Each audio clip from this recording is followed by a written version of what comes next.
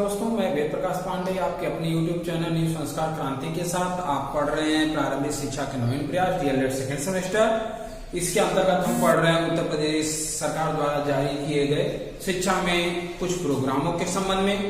अब तक आपने जो कक्षा में पिछली वीडियो में पढ़ा उसके आगे के संबंध में आज हम पढ़ेंगे। तो इस संबंध में सबसे पहले हम पढ़ रहे हैं विद्यालय शिक्षा की तैयारी योजना अर्थात स्कूल रेमेडीज प्रोग्राम SRP। जैसा कि नाम से स्पष्ट है, विद्यालय शिक्षा की तैयारी अर्थात जब आपके घरों में कोई छोटा बच्चा होता है, डायरेक्ट आप उसे क्लास 1 या 2 में एडमिशन कराते हैं। अपने घर पे पहले से प्रिपरेशन उसको करा रखा है जिससे कि क्लास 1 या 2 के अकॉर्डिंग टू वह सक्षम है, तो वह स्कूल जाता है, लेकिन वह स्कूल के बच्चों के साथ सामंजस्य नहीं बिठा पाता है। क्यों? क्योंकि उसको आदत नहीं है स्कूल में जो सुबह जाने का और शाम 2 या 2:30 बजे तक जब तक स्कूल चलता है तब तक अन्य बच्चों के साथ बैठ पाने का, बैठने का ढंग, चलने का ढंग और वहां रहने का ढंग, समय से खाने का ढंग, और जब भी वह बाहर जाए अपने सब्जेक्ट टीचर से पूछ कर जाए और जब भी क्लास में इंटर करे तो पूछ कर इंटर करे। तो ये सब चीजें नहीं होती हैं जिससे वह उन क्लास के बच्चों के साथ सामंजस्य बैठाने में अपने आप को असहज महसूस करता है। इसलिए इस समस्या को दूर करने हेतु ही विद्यालय शिक्षा की तैयारी योजना लागू की गई। जैसा कि आप लोगों ने देखा होगा, आंगनबाड़ी में छोटे बच्चों को भेज दिया जाता है। उसके बाद वे बच्चे धीरे धीरे वहां पे रहना, सीखना, बोलना और भाषा का ज्ञान, शब्दों को पहचानने का ज्ञान, अक्षर को पहचानने का ज्ञान, अपने बातों को बोलने का ज्ञान सीखते हैं। इसके बाद क्लास 1 में जब जाते हैं, प्लस 5 इयर्स एबव जो बच्चे होते हैं, तो वो क्लास के साथ सामंजस्य बैठा लेते हैं। परंतु जो बच्चे डायरेक्ट पहुंचते हैं उनको इस प्रकार की समस्याएं आती हैं, अर्थात वह सामंजस्य नहीं बैठा पाते हैं। परिणाम स्वरूप अब वो जो स्कूल के क्लास से बंक करने लगते हैं, भागने लगते हैं, शिक्षा में अवरोधन उत्पन्न होने लगता है और अपव्यय होने लगता है, जिससे कि जो शिक्षा की हमें जो लक्ष्य निर्धारित किया है वह लक्ष्य पूरा नहीं हो पाता है। इसलिए यह कार्यक्रम लागू किया गया।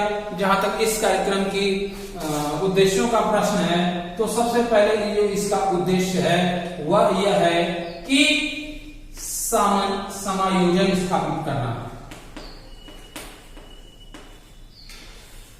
अर्थात वे बच्चे जो प्लस 5 ईयर से डायरेक्ट क्लास 1 या 2 में जाते हैं, उनके जो प्लस 5 ईयर से ऊपर के बच्चे हैं और 1 या 2 में डायरेक्ट जाते हैं, तो उनके साथ जो समायोजन की समस्या आती है उसको करना इस का। इसके बाद अव्यय तथा अवरोधन, बीच में जो क्लास छोड़ के भाग जाते हैं बच्चे, उनका अव्यय एवं अवरोधन।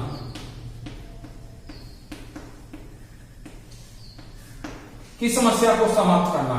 जैसे कि इन्होंने क्लास 1-2 में डायरेक्ट एडमिशन लिया, परिणाम से वो समायोजन करने में असक्षम हो गए, तो क्लास 2 में या क्लास 1 में ही बीच में ही स्कूल छोड़ देते हैं, माँ बाप के लाख समझाने के बाद भी, और वह स्कूल की तरफ नहीं अग्रसर होते हैं। परिणाम स्वरूप जो उनका शिक्षा है या जो पठन पाठन है वो बाधित हो जाता है और वो अनपढ़ रह जाते हैं, जिससे कि समाज का विकास नहीं कर सकते और अपना उत्थान नहीं कर सकते। और जब अपना उत्थान नहीं कर पाएंगे तो समाज का भी उत्थान नहीं कर पाएंगे। इसके अलावा सबसे बड़ी जो है कि औपचारिक शिक्षा है तो बच्चों को तैयार करना,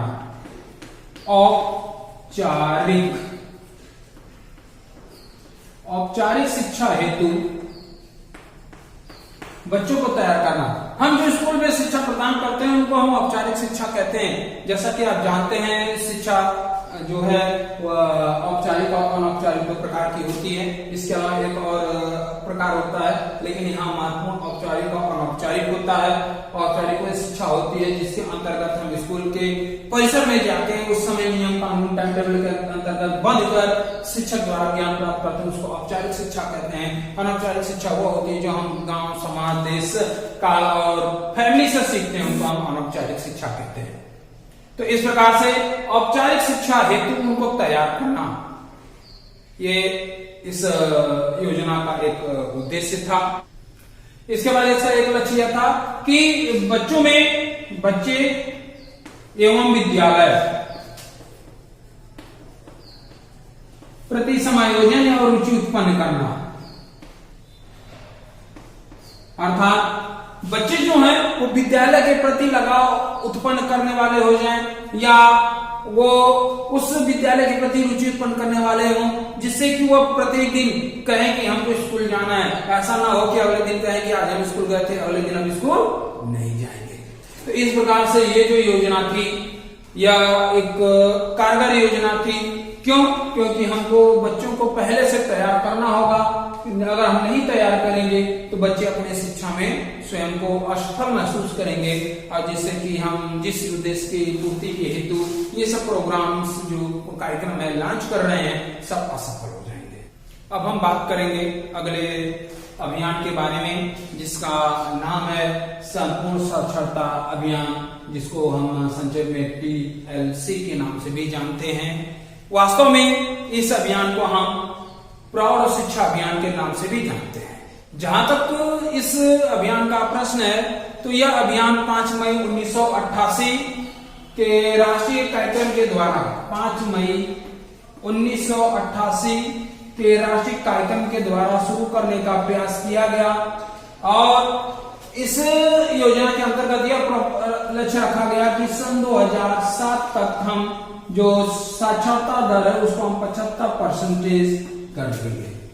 और इसी उद्देश्य से देखते हुए 26 जनवरी 1989 को सबसे पहले केरल के एर्नाकुलम में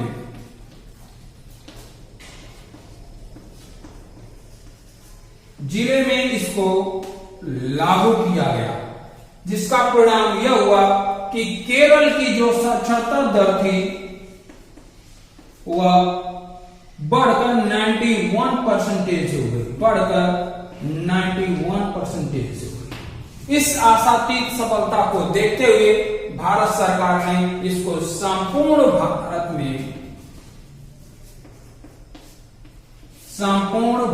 में लागू कर दिया। परिणाम स्वरूप यह उत्तर प्रदेश में भी लागू हो गया। अब हम देखते हैं इसके उद्देश्यों को। जहां तक इस अभियान का उद्देश्यों का प्रश्न है तो ये जो अभियान था वह सामुदायिक सहयोग पर आधारित था। कहने का तात्पर्य है कि इस अभियान में इस बात की विशेष चर्चा की गई थी कि हम जो भी कार्य करेंगे वह हम सामुदायिक सहयोग के आधार पर करेंगे, क्योंकि चूंकि जैसा कि आप जानते हैं इसका एक नाम प्रौढ़ शिक्षा अभियान भी था।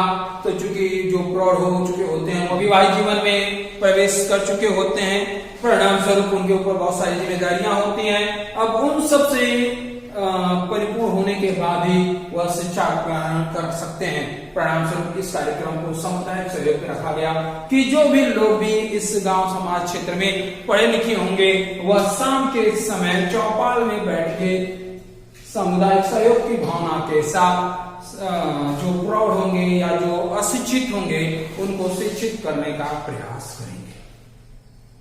इसलिए इसका सबसे बड़ा जो उद्देश्य सामुदायिक सहयोग पे आधारित हमें भली भांति उचित जान पड़ता है। जहां तक तो दूसरे उद्देश्य का प्रश्न है तो यह जो अभियान था लक्ष्योन्मुखी था।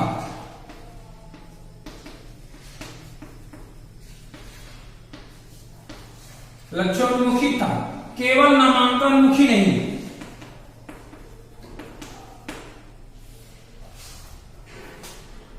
नामांकनमुखी नहीं।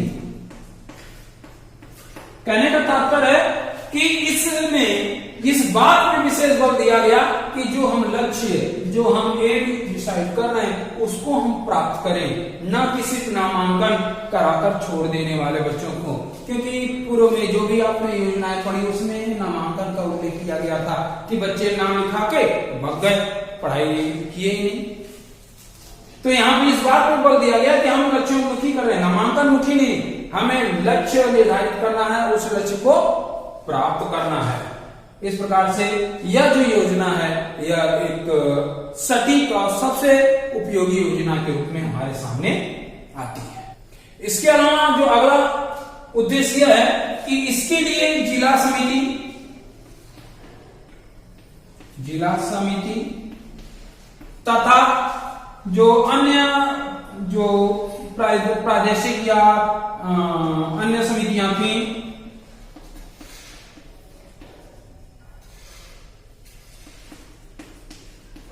अन्य समितियों को इसका दायित्व सौंपा गया। जिला समिति तथा अन्य समितियों को इसका दायित्व सौंपा गया कि आप इस कार्यक्रम को सफल बनाने का प्रयास करें, क्योंकि जिला समिति और अन्य जो समितियां हैं वह हमारे समाज के बीच में ही होती हैं, परिणामस्वरूप इनका जो प्रभाव है हमारे बीच सबसे ज्यादा पड़ता है, इसलिए ये जो अभियान था अपेक्षा अनुरूप सफल हुआ। जहां तक इस अभियान में कार्य करने वाली समितियों का प्रश्न है, तो इसमें जो समितियां शामिल थी वो जिला समितियां,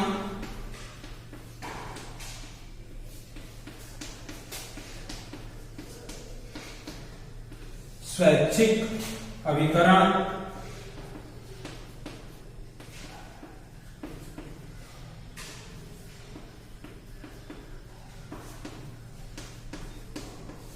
एवं अन्य